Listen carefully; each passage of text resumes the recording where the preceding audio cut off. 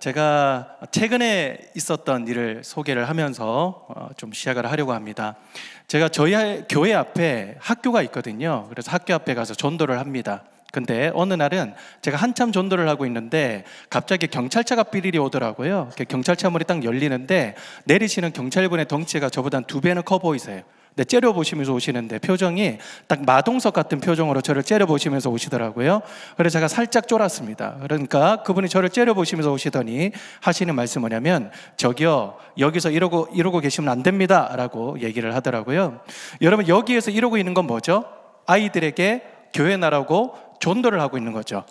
근데 지금 공권력이 와서 좀 이래라 저래라 하는 상황이어가지고 제가 할 말은 하는 사람이기 때문에 그분의 눈을 똑바로 쳐다보고, 저기요, 저는 목사고요, 학교 안동안 아니고 학교 밖에서 아이들에게 교회 나오라고 전도를 하고 있는데 지금 경찰이 와서 지금 이래라 저래라 하시는 겁니까?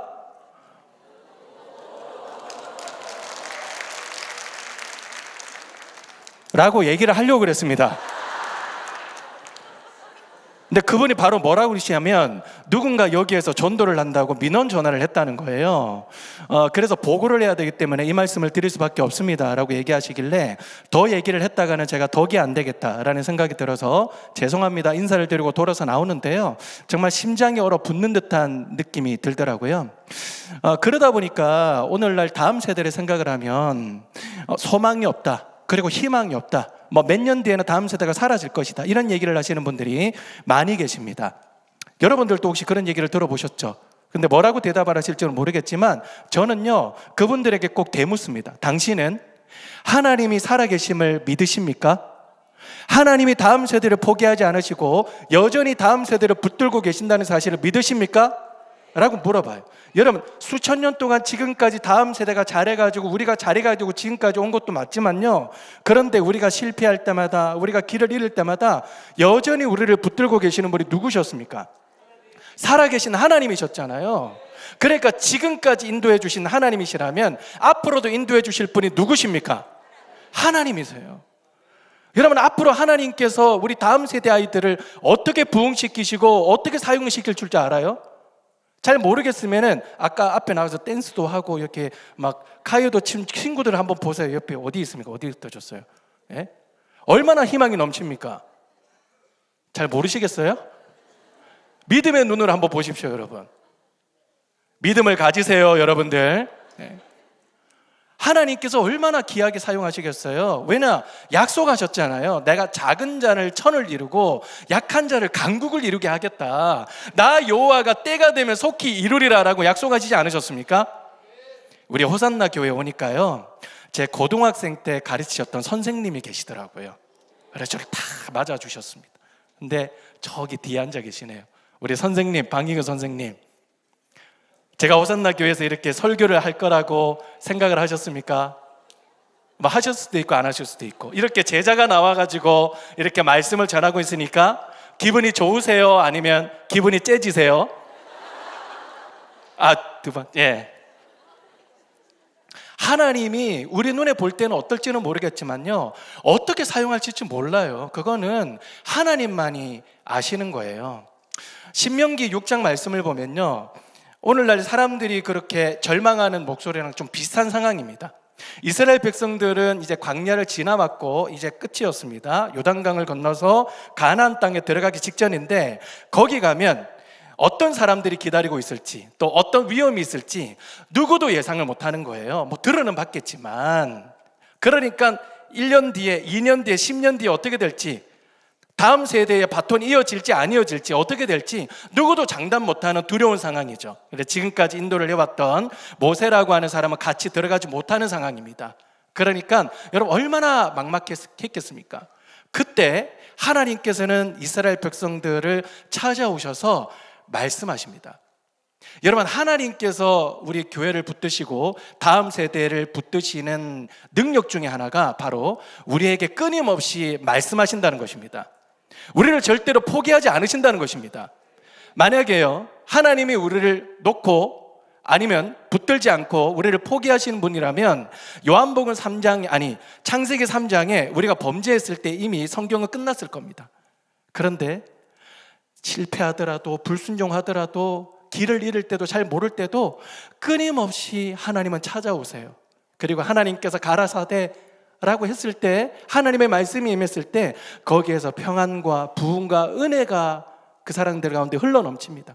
그러면 다시 세대가 또 올라와요. 하나님께서는 여전히 우리에게 말씀하신 줄로 믿습니다. 그래서요, 우리 다음 세대를 놓고 기도할 때, 이 자리에 우리 다음 세대 분들도 계시는데 여러분들도 함께 붙들고 기도할 수 있는 한 3가지 사명에 대해서 함께 알아보도록 하겠습니다. 첫 번째는요, PPT 띄워주시고요, 다 같이 읽도록 하겠습니다. 시작. 하나님은 주어이시다. 한 번 더. 시작. 하나님은 주어이시다. 신명기 6장 1절 2절 말씀 다 같이 읽도록 하겠습니다. 시작. 이는 곧 너희의 하나님 여호와께서 너희에게 가르치라고 명하신 명령과 규례와 법도라. 너희가 건너가서 차지할 땅에서 행할 것이니 곧 너와 내 아들과 내 손자들이 평생에 내 하나님 여호와를 경외하며 내가 너희에게 명한 그 모든 규례와 명령을 지키게 하기 위한 것이며 또 내 나를 장구하게 하기 위한 것이라. 아멘. 여러분, 하나님께서는 이들에게 말씀하시는 분이셨습니다. 여러분, 근데 내가 너희들을 인도하겠다라고 했을 때 주어는 누구입니까? 이스라엘 백성들이에요? 하나님이시죠. 내가 너희들을 인도해냈고 앞으로도 너희들을 인도할 것이다. 주어는 바로 하나님이십니다. 골리앗 앞에 이스라엘 백성 그 누구도 나서지 못했습니다. 왜냐? 주어가 골리앗의 창과 방패, 단창이었거든요. 그리고 어렸을 때부터 골리앗은 싸움을 잘하기로 유명한 사람이었습니다. 주어는 골리앗이었습니다. 그러니까 아무도 그 사람 앞에 못 나가는 거예요. 근데 골리앗 앞에 나갔던 유일한 한 사람이 누구였습니까? 다윗이었죠. 다윗이 골리앗을 향해서 뭐라고 외치면서 나갔습니까? 너는 칼과 단창으로 내게 나오지만 나는 네가 모욕하는 만군의 여호와 하나님의 이름으로 너에게 나아가노라. 여러분, 이게 뭐냐면 너는 지금 너의 주어가 너의 이름이겠지만 나의 주어는 만군의 여호와 하나님의 이름이다. 너의 무기는 칼과 단창이지만 나는 만군의 여호와 하나님의 이름이 나의 무기다. 학생이라고 느껴지는 사람은 따라합시다. 나는 하나님의 이름이 나의 무기다. 다시 한 번 더. 나의 무기는 하나님의 이름이다. 하나님의 이름으로 나아갈 때 골리앗이 보이지가 않는 거예요. 왜? 하나님이 더 크신 분이시기 때문인 것이죠. 그래서 여러분, 주어를 제대로 잡는 것이 아주 중요합니다. 마리아가 예수님 앞에 지극히 향유를 붓고 머리털로 닦지 않았습니까? 그때 주변에 있는 사람들은요, 칭찬하거나 마리아를 높이지 않았습니다. 어떤 사람은요, 발끈 화를 내면서 뭐라고 했습니다. 아니, 이렇게 비싼 향유를 왜 예수님께 허비하느냐라고 소리를 질렀습니다.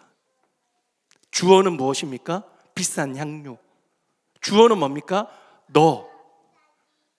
근데 여러분,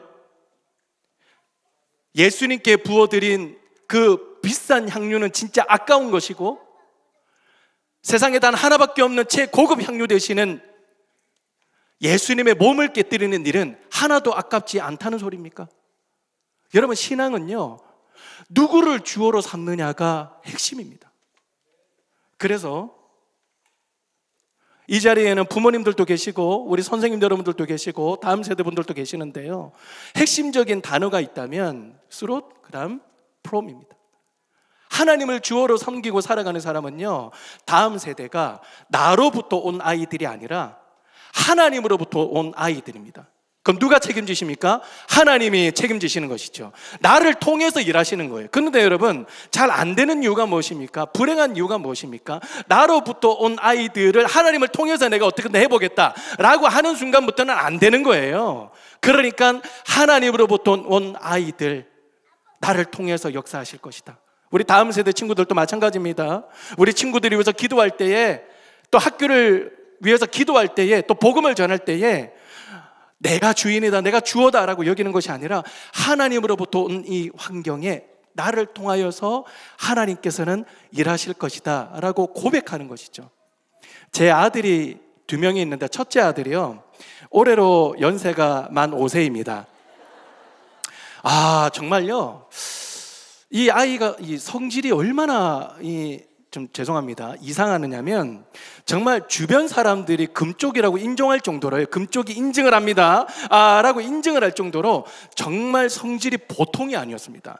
뭐 지금은 살짝 나아졌습니다만은 뭐 거의 해심 정도는 아니고요. 그래도 여전히 조금은 이상합니다. 이제 정말 아주 그냥 심지어는요, 할머니 할아버지도 혀를 내두를 정도로 야, 너무 힘들다, 너희들 힘들겠다, 십자가 붙들고 기도해라 라고 우리에게 말씀하실 정도로요, 진짜 너무 이 감정 컨트롤을 하고 소리 지르고, 그래서 어린이집에서 막 전화 오면요 가슴이 두근두근 거려요.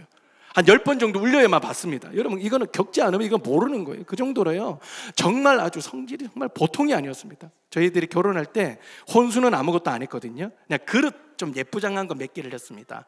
손님들이 많이 오니까 목사 집안에.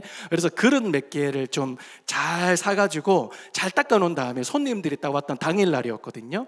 근데 이제 다 설치를 해두고 손님 마중을 나갔는데요, 안녕하세요라고 인사를 하는 순간에 거실에서 와장창창창 하는 소리가 들리는 거예요. 불길한 생각은 왜 현실로 다가옵니까? 싹 가보니까 얘가 그릇 이게 밑에 깔려있는 이 식탁보 있죠, 그거를 잡고 풀스윙으로 잡아당긴 거예요. 그러니까 위에 있는 그릇이 그냥 와장창창 깨뜨린 거예요. 돌 위에 돌 하나도 더, 이게 아니고요, 그릇 위에 그릇 이게 하나도 남지 않은 거예요. 다 깨져버린 거예요. 거기에서 막 이게 심각한 일인지 모르는지 막 거기서 박수 치고 좋아하고 막 이렇게 늘어다 놓고. 아파트에 사는데요, 얼마나 뛰는지요, 우리들이 자제를 해도 계속 뛰니까 밑에 집 아줌마가 자주 신방을 올라오세요. 제발 좀 뛰지 마세요, 좀 제발 좀. 얘 방학이잖아요. 그럼 대신방 기간입니다. 매일마다 올라오십니다. 그때마다 우리는 사죄하고 회개합니다. 그리고 뭐라 해도. 저희 어머니가 부산에서 목회를 하시는데 돌이 지나서 이 아이를 보려고 동탄까지 올라오신 거예요. 올라와서 이제 우리 첫 손주를 보려고 이렇게 올라오셨는데, 그때 제가 타던 차가 젊은 분들이 좋아하시는 그 슈퍼카입니다. 슈퍼카 소리가 나는 모닝입니다. 한 20년 타고요, 20만 킬로 따고 20년 타니까요, 진짜 배기음에서 와 하는 이 배기음 소리가 들려요. 그래서 제가 고속도로에 올라가서 100 정도 밟잖아요. 그러면요 차들이 막 비껴줬어요. 처음에는 좀 안쓰러워서 비껴주나라고 생각을 했더니 지금 생각해보면 폭파될까봐 무서워서 이렇게 비껴주지 않았을까라는 생각이 들었습니다. 여러분, 운전석 뒤에는 카시트가 있습니까? 아니면 카시트가 있습니까? 문제가 쉽죠. 카시트가 있습니다. 카시트에 얘를 앉혀놓고 엄마가 옆에 앉아야 되는데 할머니가 굳이 얘 옆에 앉겠다고, 굳이 제 옆에 조수석에 앉으라고 했는데 굳이 얘 옆에 앉겠다고 이렇게 앉았어요. 40분 동안 우리 호수를 놀러 가는데 룸미러로 뒤에 보이잖아요. 근데 처음 손주랑 같이 앉았을 때는 표정이 천사와 같은 표정이었습니다. 근데 시간이 지나면 지날수록 실시간으로 잿빛으로 변하는 게 눈에 보이는 거예요. 왜냐하면요, 이 과장 조금 덧붙여 40분 동안 단 1초도 멈추지 않고 그냥 세상의 모든 악을 모아서 아! 하고 소리를 지르는데, 저는 배기구 소리보다 더 큰 거는 그때 처음 경험을 했습니다. 내려가지고 얘랑 엄마랑 같이 이렇게 내려가지고 먼저 걸어가고 있고, 제 엄마랑 저랑 뒤따라서 이렇게 걸어가는데 진지하게 얼굴을 찌푸리더니 저희 엄마가 저한테 뭐라고 하냐면, 툭툭 옆구리를 찌르더니 하는 소리가, 야 솔직히 말해봐라, 자 성질머리는 누구 닮았노? 니는 아이낀데 니 밥을 얻어먹고 댕기는 거 맞지?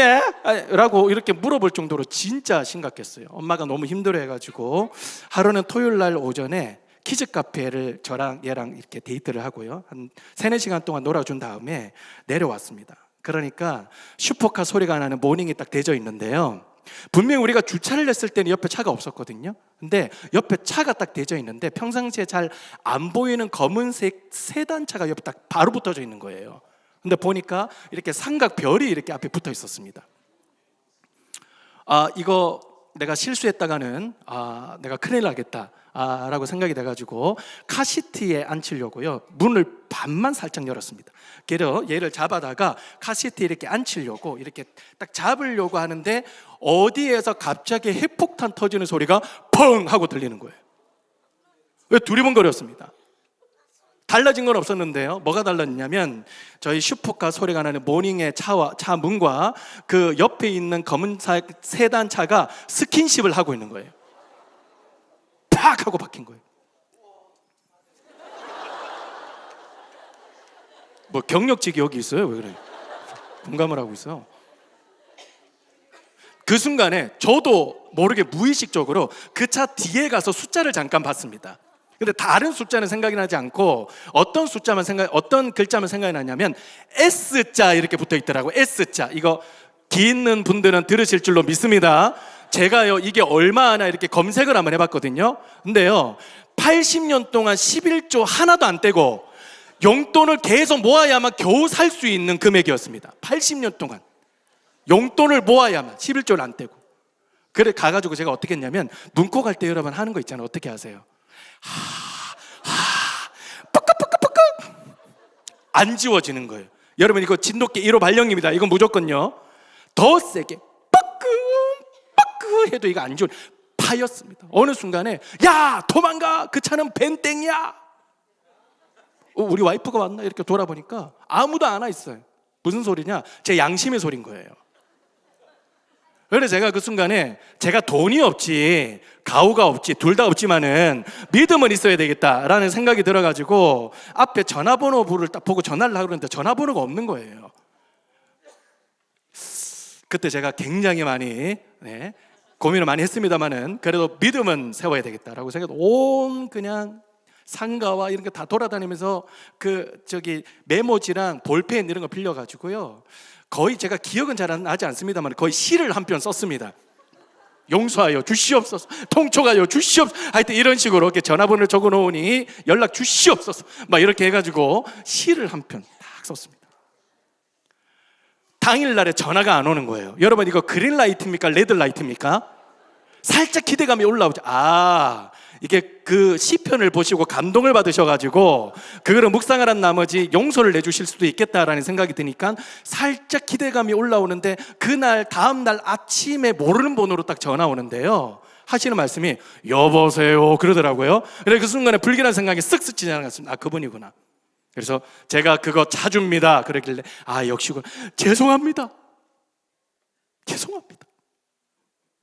용서해 주십시오. 그러니까 그분이 아침 젊은 사람이 참 대단해요. 할아버지셨거든요. 대단해요. 왜?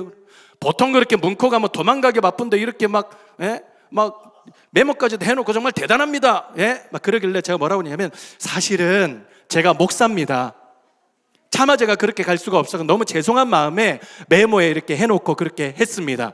그러니까 그분이 뭐라고 하시냐면 목사님이세요? 저 장로입니다. 여러분 이거 그린라이트입니까? 레드라이트입니까? 100% 그린라이트죠. 이게 마음속으로 할렐루야 주님을 찬양합니다. 근데 그분이 하시는 말씀은 뭐냐면 목사님 옵션이 2가지가 있습니다 그러더라고요. 그래서 저는 그 차가 옵션이 2개가 있는 줄 알았습니다. 근데 선택하세요 라고 얘기하길래 바로 제가 실망을 팍 했습니다. 그래도 한번 드러나 보자. 제가 들어봐. 첫 번째, 정품 회사에 들어가면 이게 몇 주 동안 오기를 기다려야 되고 차를 떼내야 되고 뭐 이렇게 해야 돼가지고 1,000만 원이 듭니다. 그거 선택하랍니까? 아니요 저는. 두 번째는 뭡니까 그랬더니 제가 잘 아는 공업사를 가면은 100만 원에 됩니다. 몇 번을 선택하실래요? 이거는 선택권이 있는 게 아닙니다 여러분. 그래서 제가 두 번째로 해가지고 입금을 다 해드려요. 네, 너무 화가 나는 거예요. 왜냐면요 얘 엄마 아빠는 어떻게든 한 푼이라도 아끼려고요 이 쿠팡의 장바구니에 보면요 우리들이 지금 담아놓은 것만 해도 한 24개 5개 됩니다. 하나님께 물어보니 하나님 제가 이걸 사야 되는 게 맞습니까? 이게 주님의 뜻입니까? 아니면 지금 이 가격으로 사는 게 맞습니까? 아니면 또 기다려야 됩니까? 근데 그거 뭐 몇십만 원이면 제가 이해를 못해요. 한 몇만 원, 1, 2만 원짜리 그거 가지고 막 고민하고 있는데 얘는 하루아침에 그냥 그 수많은 돈을 다 말아 드시는 거예요. 당근에서도요, 우리가 찜해 놓는 게 되게 많거든요. 가격이 내려가면 살라고. 그냥 그 가격을 그냥 다 말아 드시는 거예요. 그 순간에 제가 얘를 그냥 당근에 팔아버릴까, 무료 나눔 해버릴까, 막 너무 화가 나는 거예요. 그렇다고 뭐 빠따를 칠 수가 없잖아요, 어린애인데. 근데 그날 저녁에 잠이 안 오는 거예요. 너무 화가 나가지고. 근데 그 다음날 아침에 일어나서 제가 또 오후 예배 설교를 또 하러 가야 되는데 이게 진정이 안 내리고 너무 화가 나가지고, 그래서 내가 왜 이렇게 화가 날까? 아니 그럴 수도 있지 뭐. 그럴 수도 있지. 근데 너무 화가 나지 이게 진정이 안 되는 거예요. 설교도 너무 화가 나가지고 그때 막 1, 20분 더 하고 내려왔습니다. 그때 그분들이 혹시 보고 계신다면 죄송합니다. 너무 화가 나서 제가 운전대를 딱 잡고요, 서울 시내에 가서 딱 정차를 딱 하고 있는데 어느 빌딩 옆에 어떤 시 한 구절이 딱 붙어 있는 거예요. 근데 뭐라고 썼느냐면 제가 그때 잽싸게 빨간불을 때 그 사진을 찍었습니다. 이렇게 써져 있는 거예요. 아직 꽃 피지는 않았지만 이제 곧 활짝 피어나리라는 것 믿지? 제가 그때 당시에요, 왜 그렇게 화가 나는지 그때 이 시구절을 보면서 그때 처음 알았습니다. 왜 내가 화가 났을까? 두려웠기 때문이에요. 얘가 과연 잘할 수 있을까? 자신이 없었기 때문입니다. 내가 얘를 믿음으로 잘 키울 수 있을까? 두렵고 자신이 없었기 때문에 화가 난 거죠. 여러분, 두려움이 모든 것들에 다 뿌리라 그러잖아요. 그런데 그 순간에 그냥 하나님께서 저에게 이렇게 물어보시는 것 같았어요. 서건아, 지금은 너의 마음대로 잘 되지 않고 너의 뜻대로 잘 되지 않고 지금은 사고 뭉치고 힘들게 하지만 내 안에 있을 때 이 아이가 언젠가는 꽃 피우게 될 거라는 거 너 믿지? 내가 이 아이를 책임질 거라는 거 너 믿지? 운전대를 잡고 아멘 하고 엉엉 울었습니다. 하나님, 제가 하려고 하니까 주어가 제가 되니까 아무것도 못하겠고 두렵기만 합니다. 그러나 아버지께서 이 아이를 기르시고 양육하시고 훈련하시고 키우실 것을 믿으니 너무 평안합니다. 여러분, 이 자리에 부모님들 계시죠? 여러분들의 자녀를 하나님께서 신앙적으로 잘 키워주실 거라는 것을 여러분 믿으시죠? 여러분, 조부모님들 계시죠? 여러분들의 손주와 여러분들의 자녀, 특별히 지금 이 순간에 교회를 잘 안 나오는 자녀들이 있다 할지라도 결국은 하나님의 때에 하나님의 은혜를 부어주셔서 예배 자리로 다시 인도해 주실 거라는 사실을 여러분 믿으시죠?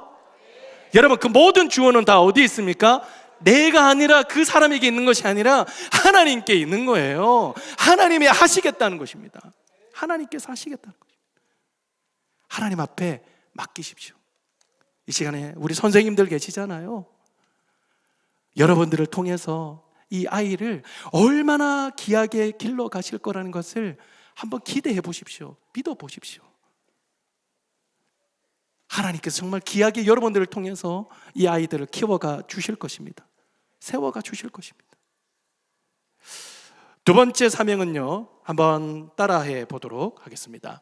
시작. 하나님 말씀을 최우선으로, 죄송합니다만 따라해 달라고 부탁을 드렸습니다. 제가 다시 말씀드리겠습니다. 하나님 말씀을,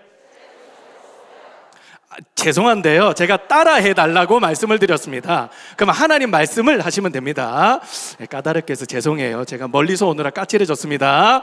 자, 다시 하겠습니다. 하나님 말씀을 최우선으로 두라. 다시 한 번 더. 하나님 말씀을 최우선으로 두라. 신명기 6장 6절 7절 한번 다 같이 읽도록 하겠습니다. 시작. 오늘 내가 내게 명하는 이 말씀을 너는 마음에 새기고 내 자녀에게 부지런히 가르치며 집에 앉았을 때든지 길을 갈 때든지 누워있을 때든지 일어날 때든지 이 말씀을 강론할 것이며. 여러분, 여기에 보니까 하나님께서 우리에게 말씀을 가르치라 라고 명령하신 것입니다. 여러분, 명령하셨다라고 하는 것은요, 우리가 위로를 받아야 돼요. 왜 그런 줄 아십니까? 명령하신다는 것은요, 하나님께서 책임지신다는 것입니다. 아무것도 염려하지 말고 오직 모든 일에 너희 구할 것을 감사함으로 하나님께 아뢰라. 그리하면 모든 지각에 뛰어난 하나님의 평강이 그리스도 예수 안에서 너희 마음과 생각을 지키시리라. 염려하지 말고 기도해라. 그럼 뭐라고 하셨어요? 너희 마음과 생각을 지키겠다. 다른 말로 내가 책임질게 라고 하는 뜻입니다. 하나님의 명령은요, 우리가 위로를 받아야 되는 거예요. 전하라 라고 하면요, 전하는 것이죠. 왜? 하나님께서 그 뒤에 일은 책임지시기 때문입니다. 오늘 본문 말씀인데요, 좀 짧습니다만은 사사기 2장 10절에서 13절 말씀인데, 여기에 보면 우리가 아까 10절까지 읽었잖아요. 그런데 10절에 믿음의 바톤을 이어받는 다음 세대가 아니라 다른 세대가 일어났다라고 10절이 끝납니다. 끝나고 나서 이제 11절부터 계속해서 이어지는 패턴들이 있는데요, 뭐냐면 바알에게 무릎을 꿇었다, 우상 앞에 절했다, 바알에게 무릎을 꿇었다, 우상에게 절했다. 근데 똑같은 패턴이 있는데 그게 무엇인 줄 아십니까? 하나님을 알지 못함으로 바알에게 무릎 꿇고 절했다. 이게 모든 성경의 하나의 패턴들입니다. 여호와를 알지 못함으로 망하는 도다. 전하는 자가 없이 누가 들으리요. 모든 패턴들이 뭐예요? 모름으로 절하였다, 엎드렸다. 모름으로 절하였다, 엎드렸다. 여러분, 우리 다음 세대 아이들에게 말씀을 가르치지 않으면요, 모르니까 망하는 것이고, 모르니까 세상 앞에 무릎을 꿇고 절하게 될 수밖에 없다는 것이죠. 여러분 보세요. 지금 사사기 말씀은요, 신명기 말씀의 애프터입니다. 그러니까 신명기 말씀은 이제 가나안 땅으로 들어가기 직전에 주신 말씀이고, 사사기 말씀은 가나안 땅에 들어가고 난 후의 말씀입니다. 근데 왜 다음 세대가 아니라 다른 세대가 나타났을까? 성경에는 나오는 건 아니지만요, 제가 추측을 한번 해보면 모든 것들의 최우선순위에 하나님의 말씀을 둔 것은 아니었을까로 저는 생각돼요. 자, 들어갔습니다. 전쟁을 막 하잖아요. 그러면 최우선순위가 하나님의 말씀을 가르쳐라 이거였는데, 그게 아니라 일단 전쟁에서 이기고 보자. 전쟁에서 이기니까 하나님의 말씀을 가르치는데 최우선순위를 둔 것이 아니라 일단 정착을 한번 하고 보자. 정착을 한번 하고 보니까 하나님의 말씀을 가르치는데 최우선순위를 둔 것이 아니라 일단 유지 한번 하고 보자. 그러니까 믿음의 바톤을 이어받는 다음 세대가 사라지는 것이죠. 다음 세대에게 복음을 전하고 말씀을 가르치는 것을 최우선순위로 해 주십시오. 여러분, 제발 부탁드리겠습니다. 최우선순위로 해 주십시오. 하나님의 말씀을 최우선으로 두지 않으면요, 우리 입에서는 부정적인 말이 나갈 수밖에 없습니다. 부정적인 말이 나갈 수밖에 없어요. 야, 왜 너만 맨날 그러니? 다른 애들 다 괜찮은데 왜 너만 맨날 떠들어? 야, 너 이거밖에 못해? 라고 부정적인 말들이 계속해서 난무할 수밖에 없다는 것이죠. 우리 다음 세대에게 평생 동안 해줘야 되는 전 두 마디가 있다고 생각됩니다. 우리 옆에 있는 사람에게 한번 이렇게 인사 나누시기를 바랍니다. 나는 너를 믿는다. 여러분 좀 웃으시면서 해주시면 안 돼요? 말은 나는 너를 믿는다는데 표정은 네가 그럴 줄 알았다. 다시 하겠습니다. 나는 너를 믿는다.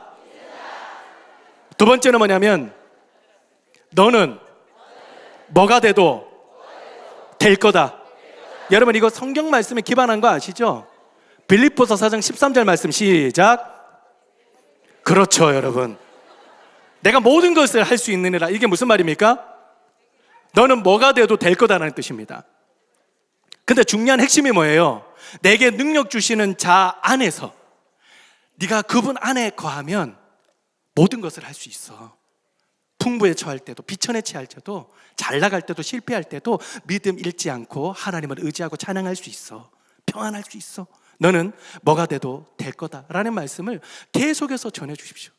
제가 오늘 기간에서 조사를 한번 해본 거를 들었는데요, 전 세계적으로 우리 다음 세대 아이들에게 어른들이 부정적인 말들을 가장 많이 하는 나라 중에 하나래요. 우리나라가.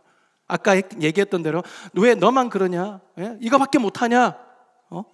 쟤네들은 잘하는데 왜 너는 이거밖에 못하냐? 라는 부정적인 말들을 가장 많이 하는 나라 중에 하나라는 거예요.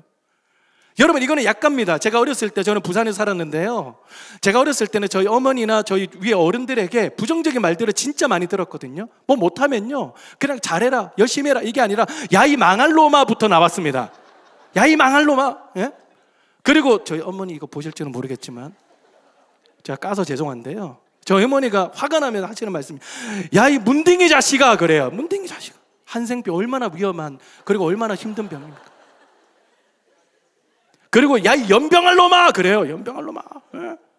예수님의 이름으로 썩 나가라. 너무 화가 나잖아요. 그럼 뭐라 하냐면 야, 이 연병할 문딩아 그래요. 뭐 어떤 병이 걸리라는 거예요? 어느 외국 기자가요, 우리나라만큼 부정적인 말들이 난무하는 나라가 없는데 전 세계적으로 K 출신 사람들이 뭐 무비든 푸드든 뭐 영화든 뭐든 세계적으로 딱 두각을 드러내는 나라 중에 탑이라는 거예요. 자원도 없는 나라가. 그래서 한번 연구를 해봤대요. 아니, 부정적인 이런 말들이 난무한데 왜 이렇게 이 성공하는 이 다음 세대들이 많을까? 한번 연구를 해봤는데 이분이 진심인지 아닌지는 모르겠는데요, 어떤 어머니를 보면서 깨달았다는 거예요. 뭐냐면 어떤 애를 막 혼내면서요, 야, 이 망할 놈아! 그러고 혼나고 난 다음에 코 닦아주면서 뭐라고 그러냐, 야, 너 흥해라, 흥해! 라고 하잖아. 그러니까 망하지 않고 흥하는 거예요. 여기 우리 다음 세대 친구들이 있는데 왜 그렇게 욕을 달고 다녀요? 예전에는요, 우리 어른들이 이거 말끝마다 욕한다 이랬거든요. 근데 요즘에 보면요, 지 할 욕 다 하고 끝에 말을 붙입니다. 야, 10원짜리 30원짜리야. 밥 먹었냐? 야, 집장장 상장 봐야. 게임하러 가자. 야, 너 왜 그렇게 욕을 하냐? 그러니까 우사님, 학교에서 욕 정도는 해줘야 세 보인대. 세 보이는 게 아니라 추해요, 여러분. 추하다고요. 여러분, 다음 세대 여러분 잘 들으세요. 학교에서 진짜 세 보일 수 있는 단어 하나를 얘기해 줄까요? 학교에서 이 말만 하면 딱 끝이에요. 어떻게 하느냐? 다 같이 따라 합시다. 할렐루야. 이게 한마디면 끝나는 거예요. 차렷, 선생님께 인사. 안녕하세요. 아니, 차렷, 선생님께 인사. 할렐루야. 친구들끼리 싸워요. 막 누가 괴롭혀. 야, 너희들 맨날 친구들끼리 싸우고 뭐라 하고 그러지 마! 이게 아니라 할렐루야. 한마디면 끝나는 거예요. 제가 좀 논의 이야기입니다만은 저희 어머니가 어렸을 때 전도사셨고 아버지가 독실한 불교인이었습니다. 근데 독실하게 제사를 잘 지내셨습니다. 중앙동 옆에 있는 영주동이라는 곳인데 저희 큰아버지, 저희 아버지, 작은아버지, 저희 아버지는 해병대 수색대, 지금은 특수수색대, 저희 작은아버지도 해병대. 명절 때마다 모이면요, 이거는 거의 뭐 해병대 캠프 수준입니다. 진짜 무서웠어요. 너 몇 끼야? 이러고요. 제가 어렸을 때는 절을 했거든요. 절을 안 하면 안 될 것 같으니까. 근데 제가 예수님을 인격적으로 만나고 절을 안 해야 되는데 어떻게 하면 좋을까? 가서 어떻게 설득을 해야 될까? 어떻게 말해야, 머리부터 박을까? 어떻게 할까? 막 고민하다가 딱 하나 결심했습니다. 어떻게 했냐면 딱 들어갈 때요, 제 배만한 십자가 목걸이를 하나 달고 들어갔습니다. 문을 열고 딱 들어가는데 큰어머니가 서근이 왔나? 그러길래 제가 뭐라고 그랬느냐? 할렐루야. 그날 저랑 눈을 한 번도 마주치지 않았습니다. 모든 식구들이. 그 한마디면 되는 거예요, 여러분. 구구절절 얘기하지 마세요. 하나님을 찬양합니다. 하나님이 나와 함께 하실 줄로 믿습니다. 여러분, 이렇게 고백하시면 된다는 거예요. 마지막입니다. 이번에도 따라해 주시기를 축원합니다. 말씀을 몸에 새기라. 꼭 이렇게 청개구리 같은 사람들이 꼭 한두 명 정도는 있습니다. 다시, 말씀을 몸에 새기라. 말씀을 몸에 새기라. 여러분, 믿음은 어디에 새겨지냐면요, 마음에 새겨지기보다는 저는 몸에 새겨진다라고 믿는 사람입니다. 여러분, 믿음은 어디에서 납니까? 들음에서 나죠. 들음은 그리스도의 말씀으로 인함이죠. 여러분, 하나님의 말씀 어디서 듣습니까? 롯데월드, 에버랜드, 전자랜드 어디 가서 듣습니까? 하이마트에서 듣습니까? 이마트에서 듣습니까? 어디서 듣습니까? 교회 말고는 하나님의 말씀을 들을 곳이 없다는 것이죠. 그래서 우리 부모님들이나 조부모님들, 선생님들 중에서는요, 요즘 아들 막 그냥 억지로 막 예배 자리 끌고 오는 거 막 그게 맞는 겁니까?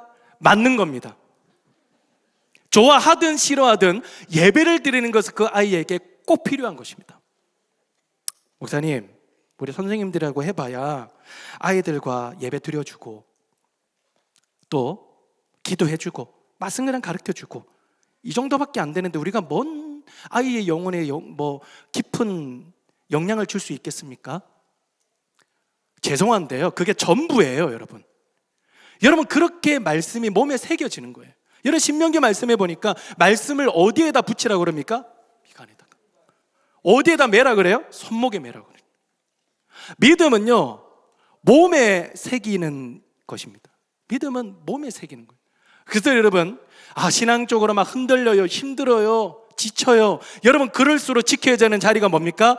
말씀의 자리, 예배의 자리, 기도의 자리예요. 그래서 여러분, 이 자리에 오시니까 기분이 좋으십니까? 아니면 완전 좋으십니까? 완전 좋으시죠. 앉아 있으니까. 제가 너무 가스라이팅을 하고 있습니까? 그건 아니죠. 제가 원주에 지금 이제 한 50대 초 정도 되시는 목사님이신데, 다음 세대 사역을 굉장히 열심히 하시는 목사님이 계세요. 근데 이분이 저랑 만나가지고 간증을 하는데요, 이분이 초등부까지 예배를 잘 드렸대요. 근데 중학생이 되면서 머리가 굵어지면서 세상에 가장 한심한 사람들이 교회를 다니는 사람이다라고 생각을 했대요. 왜냐하면 어려운 일이 있거나 아니면 풀어가야 될 문제가 있으면 본인이 열심히 노력을 하거나 아니면 본인이 열심히 최선을 다해가지고 문제를 풀어갈 생각을 해야지, 어떻게 하나님께 맨날 도와달라 이러고 있느냐. 그러면서 차라리 나는 내 힘을 의지해서 내가 한번 내 인생을 개척을 해보겠다 라고 해서 교회를 아예 떠나버렸습니다. 그래서 선생님에게 거의 저주와 같은 그런 조롱을 하고 나갔어요. 얼마나 머리가 비상했던지 전교 1등을 한 번도 놓친 적이 없고 한국에서 대표되는 그런 대학도 나왔습니다. 그러니까 대기업에도 들어갔죠. 그러니까 얼마나 기고만장했겠어요. 교회 다니는 사람을 거의 그냥 깔로 봤대요. 넌 아니야, 맨날 이렇게 생각을 해요.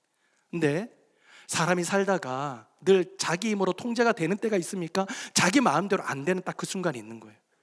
그래서요, 술에 너무 취해가지고 처포덕하고 이렇게 거실에 앉아가지고,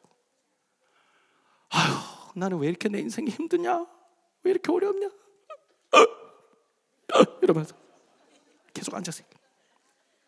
그 순간에요, 갑자기 자기의 등이 따뜻해지더래요. 그분의 표현대로 제가 말씀을 드리는 겁니다. 자기의 등이 따뜻해지더래요. 근데 자기의 귓가에 어떤 이상한 소리 같은 것이 기억이 나는데, 어떤 소리냐면 누군가가 자기를 위해서 기도해 주는 소리가 계속 나더라는 거예요. 하나님, 이 친구 교회를 떠나지 않게 해주시고, 하나님 만나게 해주시고, 하나님 사랑하게 해주시고, 그러면서 등을 이렇게 따뜻하게 해주는데, 알고 보니까 어렸을 때 초등학교 때 주일학교 선생님이 자기의 등을 이렇게 쓰다듬어 주면서 이 친구를 위해서 기도해 줬던 그 내용이 갑자기 그때 확 하고 생각이 났더라는 거예요. 그 순간 내가 교회를 한번 나가봐야 되겠다. 그 주에 바로 교회를 나가가지고 하나님을 만나고 나중에는 신학교를 들어가서 나의 남아있는 평생 동안 다음 세대에게 빚을 갚겠습니다 라고 하면서, 그러면서 지금 평생 동안 사역을 하고 있다라고 이야기를 하시더라고요. 그때 그 선생님, 자기가 그렇게 사랑하고 그렇게 믿었던 그 학생이 자기를 향해서 조롱하면서 눈을 흘기면서 등을 돌아서 등을 보이면서 도망갔던 그 아이를 보면서 얼마나 가슴이 아팠을까요? 얼마나 허망했을까요? 그런데 그 선생님은 그 순간에 실망하고 힘들었을지는 몰라도 하나님은 살아 계셨습니다. 하나님은 이 아이에게 찾아가셨습니다. 하나님의 때가 참에 이 아이를 찾아가셔서 생각나게 하신 것이죠. 성령님을 보내주시면 생각나게 하십니다. 생각나게 하십니다. 그래서 그 아이가 지금 변화되어서 새롭게 된 거죠. 그 목사님 입장에서는요, 그 선생님의 얼굴도 이름도 하나도 생각이 나지 않는데요, 근데 그때 이 아이를 위해서 등을 쓰다듬으며 기도해 줬던 그 내용이 고스란히 남아 있었다는 거예요. 고스란히. 여러분, 이 자리에 우리 선생님들 계시는데요, 우리 주일학교 선생님들 손 들어 보실래요? 주일학교 선생님들. 자, 선생님 손 들어 보세요. 자, 선생님들 소리 질러. 죄송한데 손 안 들고 계시는 분들은 박수라도 좀 쳐주시면 안 돼요, 여러분? 다시 하겠습니다. 우리 선생님들 손 들어 보세요. 선생님. 또 우리 부모님들 손 들어 보십시오. 부모님도 손 들어. 조부모님들 손 들어 보십시오. 또 호산나 교회 다니는 우리 성도님들 손 들어 보십시오. 자, 소리 질러. 예, 다 같이 박수.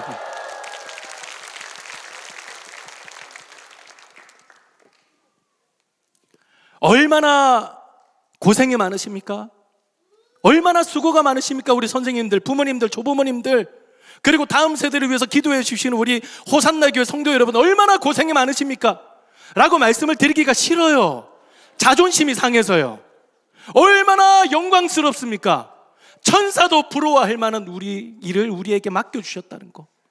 다음 세대를 위해서 말씀을 가르치고 기도하고 울어주고 함께 해주고 그들을 위하여 마음을 쓸 수 있는 그 자리에 우리를 불러주셨다는 사실이 얼마나 영광스럽습니까? 너무 감사한 거예요.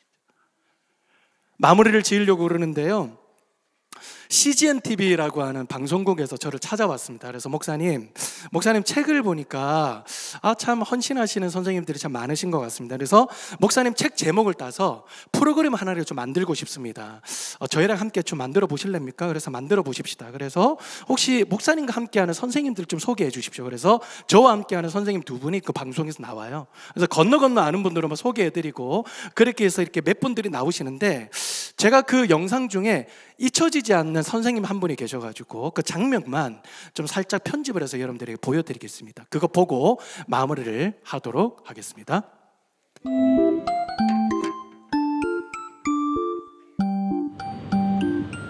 부산의 한 교회.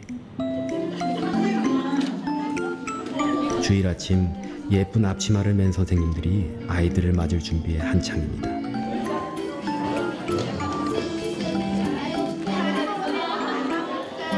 4세, 5세 어린이들을 위한 유아부 예배. 처음 부모님과 떨어져 예배를 드리는 시기죠. 네. 아, 그래요? 네, 옷이 안 되는데. 그랬나 보자. 아빠 같이 있을게. 아빠 잠깐 화장실 갔다 오세요. 네, 화장실 갔다 올게. 빨리 오세요. 네네. 네. 금방 빨리 올게. 오세요.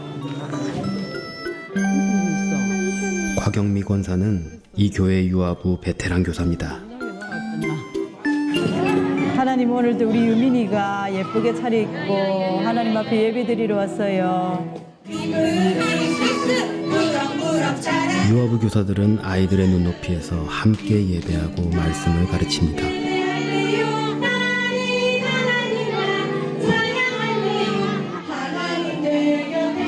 곽영미 선생님은 19년째 아이들을 섬기고 있죠.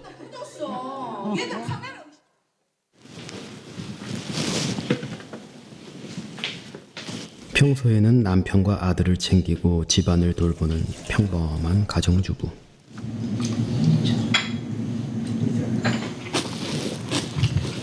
사실 그녀가 오랜 시간 유아부에 헌신할 수 있었던 데는 특별한 이유가 있었습니다.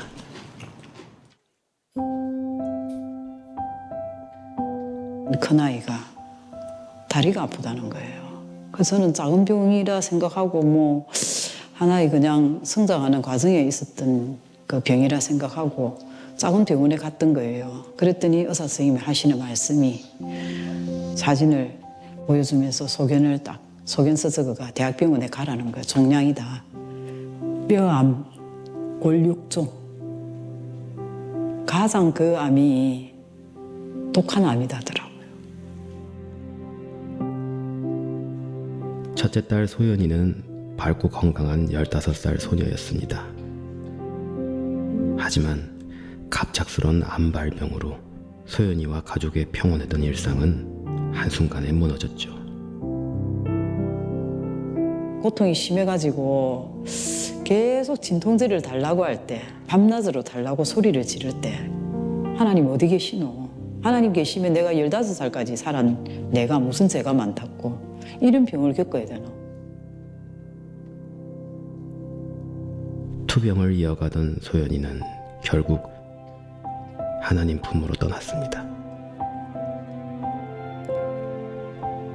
자식을 가슴에 묻은 채 슬픔 속에 잠겨있던 곽영미 선생님을 위로한 건 딸이 남긴 마지막 일기장이었습니다.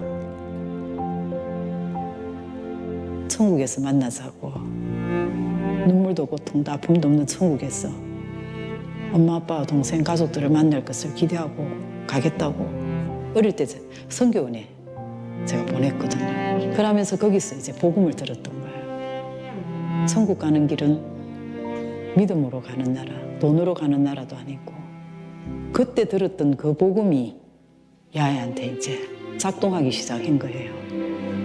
저한테 오히려 자기는 천국에 유학 간다고 했어요. 잠시 엄마 떨어져 있는 것 뿐이다. 내가 유학 갔다면 엄마 만날 수 있잖아. 그러면서 엄마가 오면 만날 거니까 그렇게 기다리겠다고. 저는 거기서 제 위로를 다 받았지요. 얼마나 마무리를 이쁘게 잘해주고 간지 모릅니다. 자, 선생님. 자, 겸이는 여기야.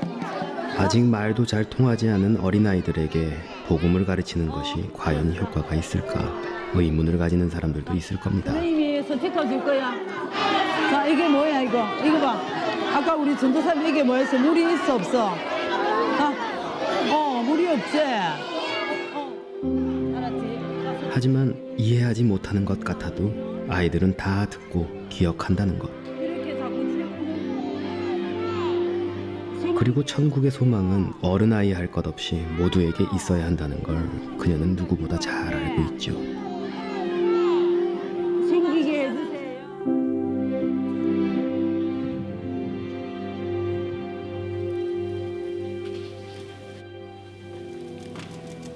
딸 소연이가 어린 시절 들었던 복음.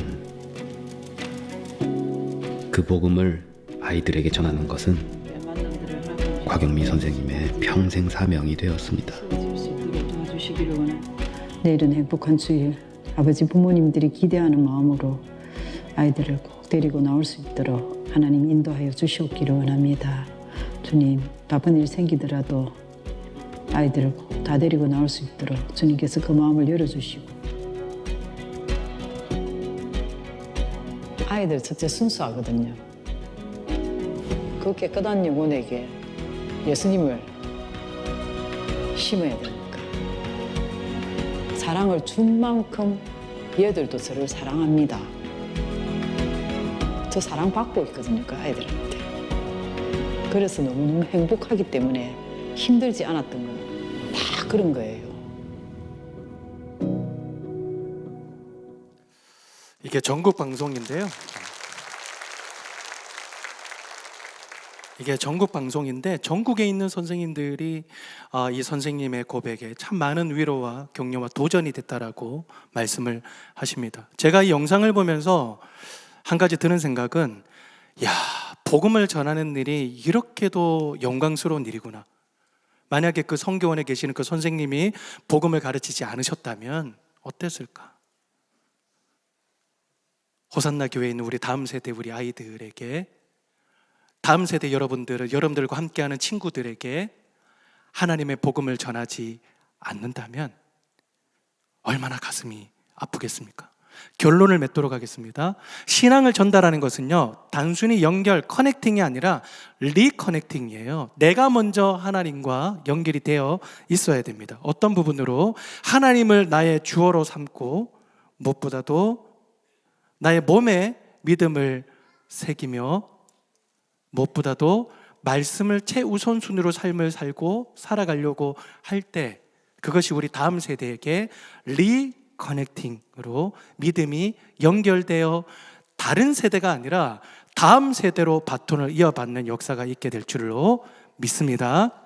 이 시간에 우리 찬양하도록 하겠습니다.